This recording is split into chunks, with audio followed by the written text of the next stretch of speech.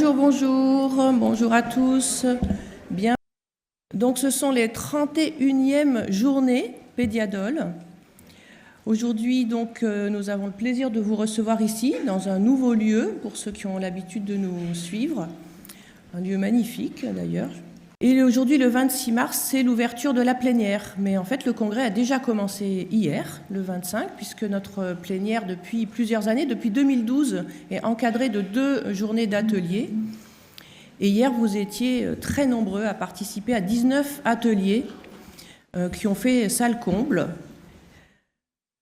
Alors, ces 3 jours Pédiadol, ce sont 3 jours de formation, mais c'est aussi 3 jours de rencontres professionnelles, 3 jours de plaisir à partager, à apprendre ensemble.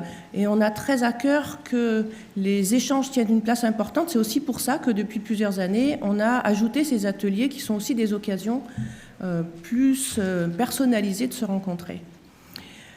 Ce sont des journées où on peut aussi échanger des idées, aussi piocher un peu de courage là où parfois au quotidien dans les services, on sait que c'est pas toujours facile, on court un peu après le temps. Et finalement, ces journées Pédiadol, c'est aussi un collectif de soignants qui sont très mobilisés autour du thème de la douleur de l'enfant. C'est aussi faire partie d'une société savante, alors pas au terme un peu pompeux du mot savant, mais en termes de création d'idées, finalement, de création de pensée. Comprendre et soulager la douleur de l'enfant, c'est un défi médical, mais en fait, c'est aussi un défi humain. Et à Pédiadol, on a à cœur, et avec vous tous, puisque vous êtes bien ici pour ça, de laisser bien l'enfant, en fait, au cœur du sujet, au cœur de toutes nos attentions. Et on va le voir toute la journée, c'est à ce prix-là que finalement les soins se déroulent de manière optimale, là où parfois c'est si difficile. Qu'est-ce que ça veut dire garder l'enfant au cœur de notre attention? Mais c'est aussi créer une atmosphère, hein, cette atmosphère, cette préoccupation, cette attention importante. Et cette atmosphère, cet accueil de l'enfant, je pense qu'il se fait aussi si les conditions, cette atmosphère finalement existe aussi dans l'équipe qui accueille l'enfant. Et c'est un peu ça qui finalement, au fur et à mesure des années, en tout cas, nous a, au sein de Pédiadol, fait un peu créer ce qu'on a appelé une philosophie Pédiadol. Donc c'est une éthique du soin et du prendre soin, avec cet enfant au centre de l'attention. J'ai mis là des magnifiques images issues du site de Sparadrap, où on voit cette attention portée à l'enfant, qui va créer justement, pouvoir en tout cas créer les conditions pour répondre aux besoins de l'enfant. Vous trouverez toute cette éthique, cette philosophie Pédiadol décrite en partie dans le guide de poche. Alors le premier congrès, c'était 1991, on peut se dire, mais alors qu'est-ce qu'on a dit toutes ces années entre 1991 et 2025? Et finalement, dès les premières années, toutes les bases étaient là. Il y avait déjà des médicaments antalgiques. Les premiers congrès ont parlé largement de l'arrivée de toutes ces découvertes à l'époque et du rôle tout à fait complémentaire à la fois des médicaments et des moyens dits non médicamenteux, avec cette triade, l'enfant, sa famille et les soignants. Et puis au fur et à mesure des années, eh bien, chaque fois, quand il y avait des nouveautés, c'était l'occasion d'en rediscuter avec un focus très particulier sur des populations particulièrement vulnérables. Les enfants porteurs de handicap, les nouveau-nés, la drépanocytose, ce sont des sujets qui sont revenus régulièrement.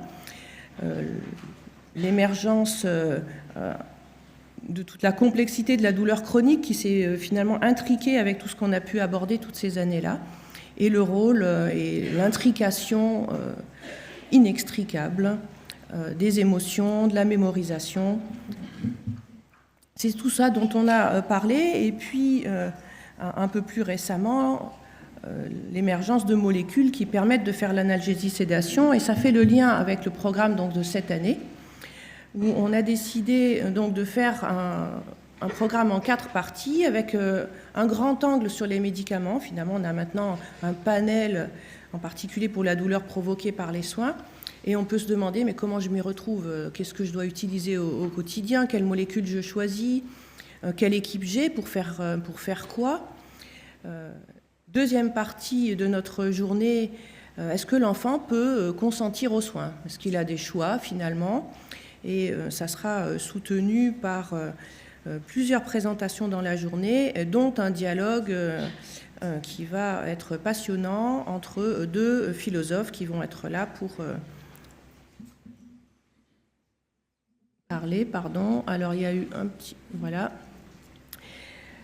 La troisième partie de la journée sera consacrée à des projets d'équipe qui montrent comment on peut finalement, avec tout un tas d'outils, réussir à créer les conditions d'un soin. Et pour finir, quelques chiffres. Cette année, c'est un gros succès. Vous êtes très nombreux. La salle est même comble. Certaines personnes ont voulu s'inscrire en présentiel et seront avec nous en distanciel. Donc en tout, nous serons 620. Et les ateliers sont complets aussi quasiment, avec 920 ateliers différents. La plupart d'entre vous participent à la plénière et au moins un atelier. Et je voudrais dire un grand merci à toutes les personnes dont un certain nombre sont dans la salle, qui nous soutiennent depuis toutes ces années, les fondations, nos associations amies et nos partenaires. Je ne vais pas les lister tous, mais je laisse quand même cette diapo. Merci du fond du cœur, parce que évidemment, ces journées n'auraient pas lieu sans tout ça. Merci, un énorme merci à l'équipe Pédiadol, qui s'élargit d'année en année. Il n'y a pas les photos de tous les Pédiagents. Alors du coup, en faisant cette diapo, je me suis dit, mais il y a Pédiagents, ça veut dire que les autres, c'est Pédiavieux un peu quand même. Voilà, c'est comme ça. Et c'est bien que cette société se poursuive avec tout un tas de nouvelles têtes. Et puis merci beaucoup aux orateurs, aux modérateurs. Un énorme merci finalement dans l'équipe Pédiadol. Il y a des animateurs des ateliers qui depuis plus de 10 ans viennent chaque année animer ces ateliers. En fait, vous faites vraiment partie de l'équipe Pédiadol. Je voudrais vous remercier particulièrement. D'ailleurs, si vous êtes dans l'assistance, faites-moi un petit signe, parce qu'en fait, vous êtes très nombreux à animer tous ces ateliers depuis toutes ces années, et merci du fond du cœur. Donc cette année, il y a 38 ateliers différents. Merci bien sûr à vous, les participants. C'est un engagement actif de venir à un congrès. Ce congrès, ce n'est pas uniquement un événement, c'est vraiment le témoignage aussi de l'implication de nombreux acteurs. Il n'y a pas que les gens de Pédiadol, il y a vous tous au quotidien qui travaillez auprès des enfants. Et en fait, ce sont tous ces engagements qui permettent un vrai changement au quotidien dans les services. Et on sait à quel point c'est difficile et qu'il faut chaque jour recommencer. La moitié d'entre vous sont déjà venus à des éditions précédentes, et puis certains sont venus 2 fois, 5 fois, 10 fois, 20 fois. Certains ont quasiment fait toutes les éditions. Et merci à tous.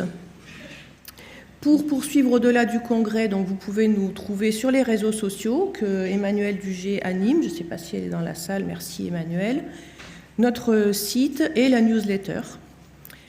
La prochaine année, on n'a pas encore la date précise, ça sera en mars 2026.